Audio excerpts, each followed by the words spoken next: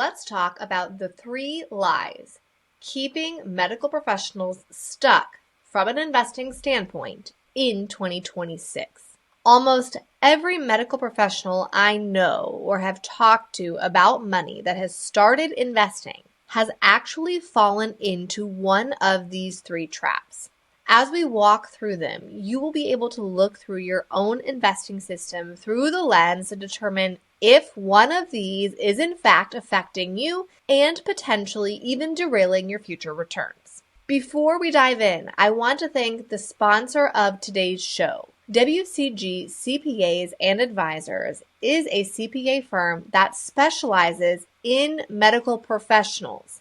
They have helped hundreds of medical professionals navigate things like 1099 income, needing an entity with an S-corp election, executing backdoor Roth IRAs, choosing public service loan forgiveness, tax filing status strategy, looking at your real estate investments and determining how to maximize your tax savings, and more. So if you're someone who wants to actually strategically lower your tax bill and not just file your tax return, make sure you check out WCG CPAs and Advisors.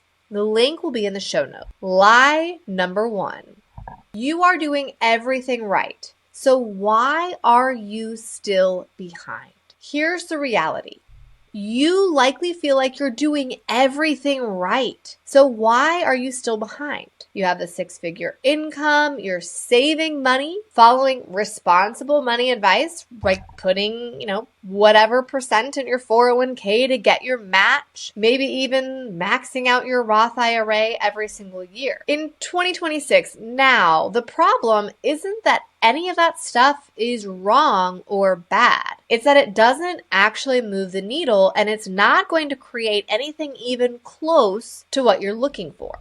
Most of us realize that burnout is rampant in medicine. The likelihood of any of us wanting to work full-time until we're 65 or 67 is actually relatively low. Most folks maybe don't want to leave medicine completely, but they want the ability to reduce hours early, change to that lower paying job so that you have less call or less weekend coverage. Take the extended sabbatical, or even maybe for you, it's a full-blown early retirement. Whatever it is that you're after, if your investing system doesn't create it, what will end up happening is an entirely different reality. You will work full-time until you're 65 or 67, or your health says that you can't. And when you do, you'll likely face lifestyle cuts because Social Security is a poorly funded federal program, and most medical professionals outside of the military do not have pensions that equate to income replacement. So if you haven't done this for yourself, if you haven't taken care of this need, you're going to end up facing lifestyle cuts after working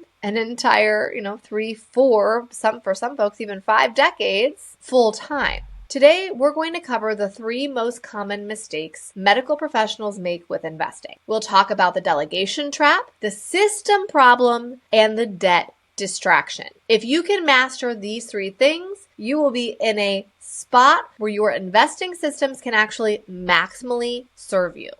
Lie number 1, you should pay someone else to invest for you. I'm too busy, I'm bad at math, I'm too risk averse, I don't understand investing. This and many other thoughts are what lead medical professionals to want to turf this entirely to someone else. It sounds like honestly what successful people do, but the math tells a different story. When I was a brand new PA, I started with a financial advisor at a really common nationwide firm.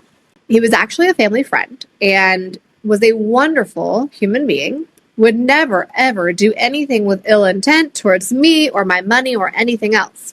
But the more I learned about investing, the more I realized that the assets under management fee I was paying was actually going to cost me over $1 million over my investing lifetime. The more I thought about how much I would prefer to have an extra $1 million in the future, the more confident I became that I needed to have the uncomfortable conversation of breaking up with him despite him doing absolutely nothing wrong and find a way to terminate that professional relationship on really good personal terms. Why do I say that that was going to cost me $1 million? Well, here's how the cost structure works. There's an assets under management fee involved. The industry standard is about 1%, but I have seen medical professionals paying as high as 2% from an assets under management fee standpoint alone. This seems small, right? It's a really small number, but what does it actually add up to over time?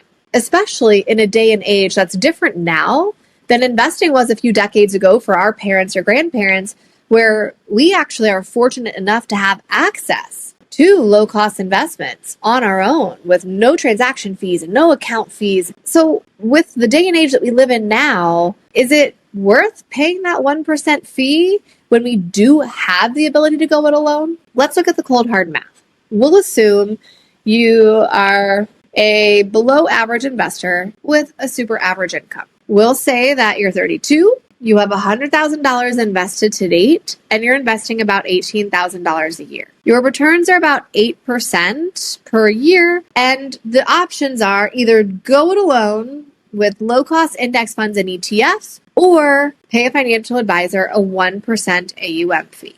The net loss in this case with the AUM fee is actually $789,000 during your investing career. Now, again, that's a relatively low income person with a really poor investing system. No offense if that's yours. Let's look at somebody who's actually investing in a more strategic way. Same thing, $100,000 invested, they're 32, but they're actually investing $45,000 a year. We'll say they're the 1 in 14 PAs that already earns $200,000 a year, and they're crushing it. Their net loss from a 1% AUM fee is $1.47 million. You see why I decided that my uncomfortable conversation was worth $1 million, right? $1.47 million loss. But that's not all. Let's say that financial advisor then plugs you in to actively manage mutual funds with expense ratios or internal operating expenses that exceed 1%. Well, now you have your AUM fee structure, plus you have this fee drag from the funds itself. Same scenario, the high earner investing $45,000 a year, their net loss from fees alone in this example is $3,070,000 and some change. So that uncomfortable conversation is a $3 million net loss. If you have been wondering if it is worth it to learn this stuff, you might ask yourself this question. How many years did you take to learn medicine? How much time did you spend? How many hours did you put in?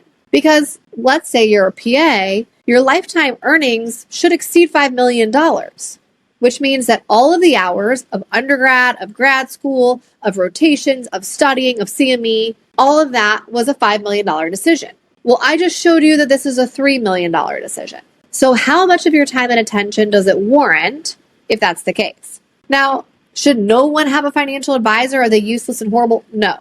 Vanguard actually put out some interesting data, and they headlined it, a financial advisor adds 3% to your total returns. So I read that and I'm thinking, wow, how is this possible? What is this coming from?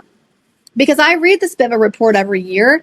I've seen the data that tells us that actively managed mutual funds are very unlikely to, on an after-fee, after-tax basis, surpass their respective index funds on a long period of time. And so if that's the case, if they're not picking superior mutual funds, then what is it, right? What boosts the returns by 3%? So I dove into the actual data behind the headline, and it turns out I was right.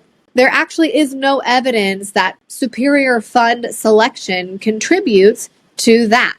Two things contribute. One, behavioral coaching. Two, distribution strategy.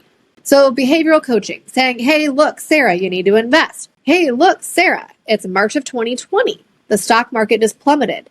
Please don't sell everything and go to cash. Stay the course. Okay, that's valuable. And that can boost your returns by 3% because humans are inclined to do silly things when we get nervous. But man, is that worth $3 million? Decision's up to you, right? The second piece is in the distribution strategy.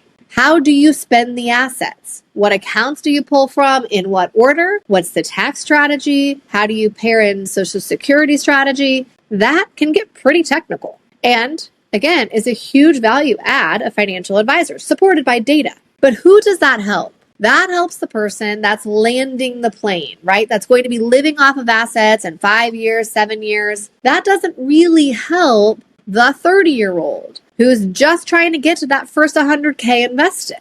This is why I have a core belief that every single medical professional can and should invest their way to at least $500,000. You can learn investing. You already learned in medicine. We've already proven you have intellectual aptitude and the ability to learn a new skill. The question is, are you willing to do it to save yourself the $1.5 million or the $3 million in fee drag? I personally chose yes, and I have never looked back. Lie number 2. My current system will create my dream life. I talk to medical professionals all the time about their current investing systems and their money goals. Almost everyone tells me some version of the same thing. The current pace that I'm working full time is not going to be sustainable for me in medicine for the next 10, 20, 30 plus years. For some folks, that means a full-blown early retirement. For other folks, that means reducing hours when they have kids or when their parents need help, or just taking the lower paying job because there's no weekends, no call, no holidays. Whatever that looks like, you're asking for basically retirement plus, right? Like, we know we have to retire at some point when we're in our mid to late 60s, but what you're wanting, the goal, is actually retirement plus that secret extra sauce. That is a wonderful, beautiful thing, and as someone who has created that, I'll tell you it's 1,000% worth it. Here's the rub. Most people have a money system in place that sounds a lot like this. I drop 5% into my 401k, so I get my employer match. I max out my Roth IRA every single year, and I'm feeling pretty good about that because that's probably more than half of my colleagues are doing. Here's the rub. That system actually creates a very insidious problem that you will not even be able to maintain the same standard of living in retirement. Now, most medical professionals trip up because they think that they actually just need to replace their income in retirement. We don't care about numbers. We don't care about income. At the end of the day, we all just want to maintain our lives. That means same house, same car, same vacation, same restaurants, buy the same gifts for your family at the holidays, right? For most of us, we're not trying to buy a private jet when we retire. We just want to be able to keep everything up, enjoy life, and not feel like we have to make big lifestyle cuts. But that system, that responsible system that I just mentioned, it creates precisely that. Let me show you the math. Let's assume that you're 30 years old. You make $130,000 a year. Maybe you're a PA, maybe you're an NP, maybe you're a pharmacist. You have $10,000 invested to date. You're relatively early in the process. And you have this system in place, the 5%, the maxed out Roth IRA. What happens? Well, I'll draw your attention all the way down to that bottom blue line. That is your inflation adjusted nest egg goal. And it's over $6 million.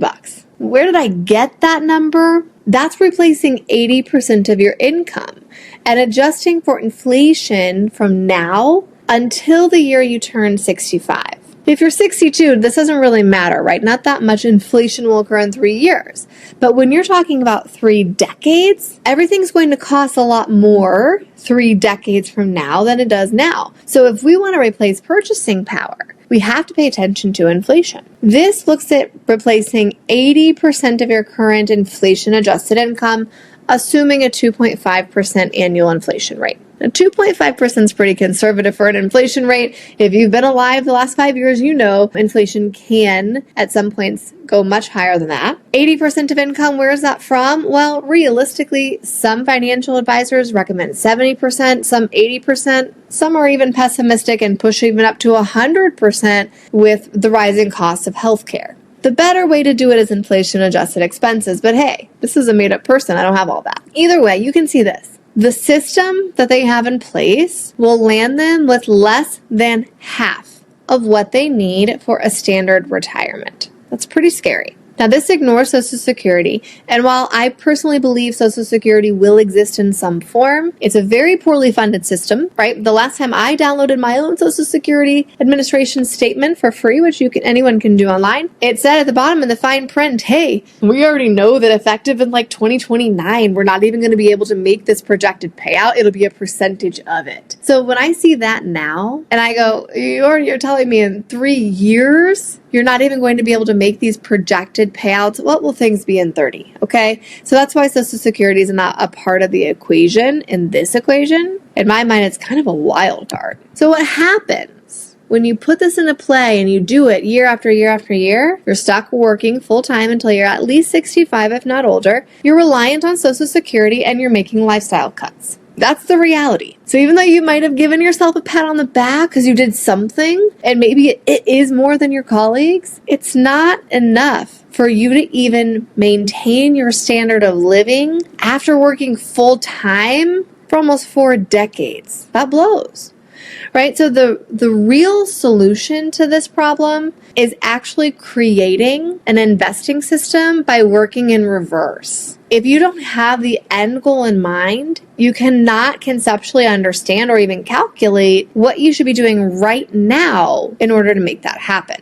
You have to have a system that creates what you want. Now, the bare minimum, it has to be the same lifestyle in retirement, right? That's the floor. That's everyone's minimum goal. But for a lot of us, that's not what we're after. We want this retire at 65 plus. So you need to run actual detailed math. Like if you want to reduce hours at a certain age, cool, let's hit Coast Fire before it. If you know you want to be part-time when your kids are small, then you have to factor that into the investing plan and make sure it doesn't screw up the back end because you still have to retire at some point. If you have a mathematical plan that actually accounts for the big picture and the goal at the end, you can move forward really confidently knowing that what you're doing now isn't just like a random arbitrary thing that sounds good. It actually is good, and it actually is deserving of a pat on the back because you're building the life that you want. Your actions and your intentions line up. That is a recipe for success. Now, lie number 3 is that my student loans are what's stopping me from building wealth. I get this, right? I graduated as a PA with $161,000 in student loan debt in 2016, and I felt that deeply. It felt like a huge burden. My husband didn't have any student loan debt. He only went to undergrad, didn't go to graduate school. His parents paid for undergrad, and so he didn't have any of that. It was just me. And I felt a lot of shame and kind of guilt surrounding bringing that to the table. Both of our parents were on the Dave Ramsey trains, okay? And so if you've been a Dave Ramsey fan, it's all kind of woven into the fabric of debt's shameful in a way. You kind of end up feeling bad for yourself or bad about yourself for doing it. Not to mention the fact that for me, at least, the anxiety about it was so intense that I actually regretted going to get grad school at all and becoming a PA for a while because I just found it to be so overwhelming. So I paid it off. I paid it off super quick and it cost me. I'll explain why, but the most important thing to building wealth is to actually making a plan that allows the two to mesh. I had no reference point for this. I had absolutely no reference point for this. And so I made mistakes. But after helping hundreds and hundreds of medical professionals and bringing people onto the Millionaires in Medicine team to work with our coaching clients who have gone through the same education course that certified student loan consultants do on federal student loan strategy, man, oh man, did I learn some things. And if I were going back, I'd probably handle it a little bit differently. You have to actually step back from that emotional narrative of I need to get this gone as quickly as possible. And you have to look at your strategy through the lens of all of the pieces of your money plan. Well, let's walk through some numbers. I'll show you what I mean. This is $150K in federal student loan debt, weighted average interest rate 6%. To be debt-free in 10 years, you're paying $1,700 a month. Okay, that's your minimum payment. You pay about $50,000 in interest, which sucks. It's a lot of money. So what do? You pay more, right? You pay now $3,000 a month. You increase your monthly payment by $1,300 a month. You're done in 5 years instead of 10. Amazing. Now, if you're a well-paid PA, you can swing this. If you are someone who didn't negotiate very well, you weren't sure how, you took the first job offer or whatever, and you're making 110, 120K, $3,000 a month is going to be really hard to pull off, right? This person's frugal as all get out, but they do it for 5 years. Kudos to them. They drop their interest paid quite a bit, which is great, right? So they're paid off in 5 years. They save 25 grand in interest, and it takes an extra $1,300 a month for these 5 years, 28 to 32, to pull it off. So what's the opportunity cost, right? Because that's a thing. It's a money term if you're not familiar with it. It basically says, hey, look, if you put money here, well, then that means you couldn't put it here. Easy example. We're building a house this year. Any money I put there, I could have used to buy another short-term rental, but I didn't because I put it here, right? And that cost me because this could have built me some wealth. I know that. You can calculate that out. Anything you do has an opportunity cost. So it's $1,300 a month. If they would have just invested that instead, for those years, right? They're relatively young, 28 to 32. It turns into almost 100 grand invested by the end, which is amazing. And so you take out, hey, look, I saved 25 grand in interest, and you go, wow, I actually lost like $75,000 with this decision. But that's the short-sighted view, because if that person would have had the $100,000 invested by 32, and they never invested another dollar ever again, they just let it sit and grow, it would have been $1.25 million. So you save 25 grand, you lose $1 million. That's what it is. But the opportunity cost of making this decision is huge. You have to recognize, like when you're listening to the Dave Ramsey system, that is built for the masses, right? And if you look at the national bell curve of debt, even student loan debt in particular, we are at the extreme. We're not in the middle of that bell curve. The average household student loan debt is like 30-some thousand in the country.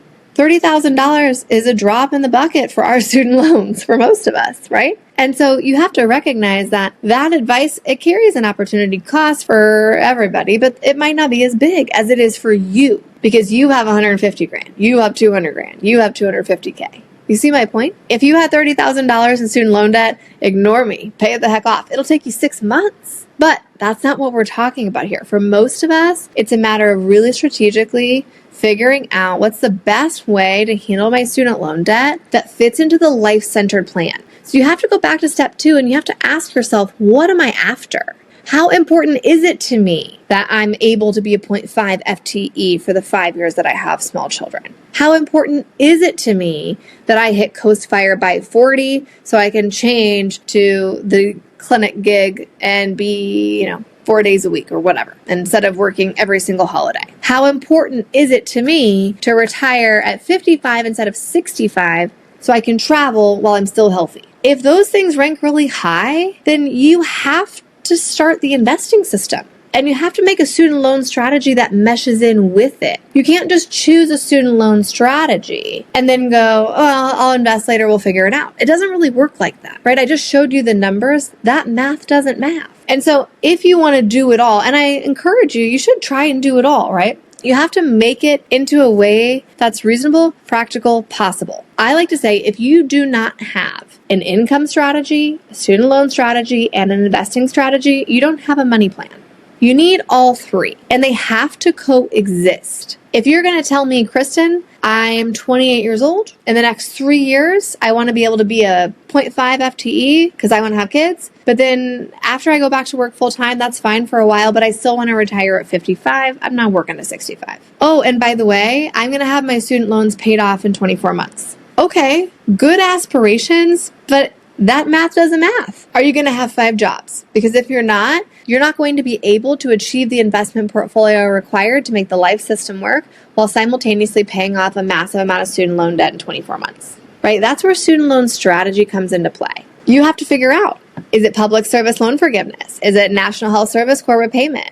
Is it some other forgiveness program? Is it taxable loan forgiveness? Is it standard repayment? Is it accelerated repayment? There's options. But when you map out those options, it has to be more than what's my lowest student loan payment right now. When we do this for coaching clients, we have every single payment option mapped out with the total cost of student loan repayment figured out, including the tax bill if there's going to be one. That's the only way you can have a cohesive approach to your money where you really genuinely combine everything. This is the path to actually working less, to actually going part-time, to actually retiring early, is when you do all of these things in conjunction. Now, of course, you can do this on your own. If you want help implementing, we have a personalized coaching program. The link will be below in the show notes. I encourage you to chat with our team of clinician graduates about what it's actually like to work with us and what you can expect. Regardless, sit down, make 2026 the year that you actually have all three prongs, right? The investing system, the student loan strategy, and the income system. And start with the life-centered plan of what do I want things to look like for myself on a day-to-day basis? What do I want a Tuesday to look like in 5 years? And only then can you work backwards and make sure that what you're doing now is actually going to create it.